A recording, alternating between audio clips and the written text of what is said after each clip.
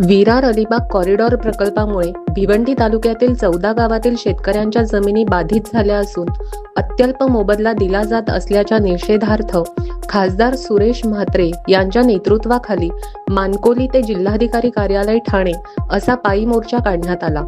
मोर्चाची सुरुवात नारळवाडहून करण्यात आली। यावेळी बुलेट ट्रेन प्रकल्पासाठी आणि विरार अलिबाग कॉरिडॉर प्रकल्पासाठी एकाच सर्वे क्रमांकातील जमिनी असूनही मोबदल्यात मोठी तफावत असल्याचा आरोप करत बाधित शेतकरी आणि स्थानिक भूमिपुत्रांना न्याय मिळावा अशी मागणी करण्यात आली। अलिबाग विरार कॉरिडॉरच्या माध्यमातून जी 14 गावं बाधित होतात त्या गावांच्या जमिनीला जो भाव दिला जातो, आमची एक रास्त मागणी आहे की बुलेट ट्रेनचा जो भाव दिला, समृद्धीला जो भाव दिला तो आम्हाला अलिबाग विरार कॉरिडॉरमध्ये द्यावा।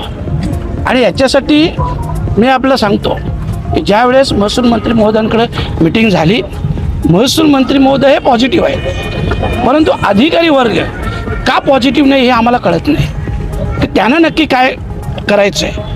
आणि म्हणून माझी अधिकारी वर्गाला विनंती आहे की तुम्ही पॉझिटिव्ह घ्या, मंत्री महोदय पॉझिटिव्ह आहे, सरकार पॉझिटिव्ह आहे, तर मग अडचण कुठे आहे। आणि म्हणून ह्या आंदोलनाच्या माध्यमातून आम्ही मागणी करतोय अधिकारी आणि सरकारला देखील लवकरात लवकर आमची मागणी पूर्ण करावी, अन्यथा 5 जिल्ह्यांचे भूमिपुत्र याच्यापेक्षा तीव्रतेने आंदोलन करतील।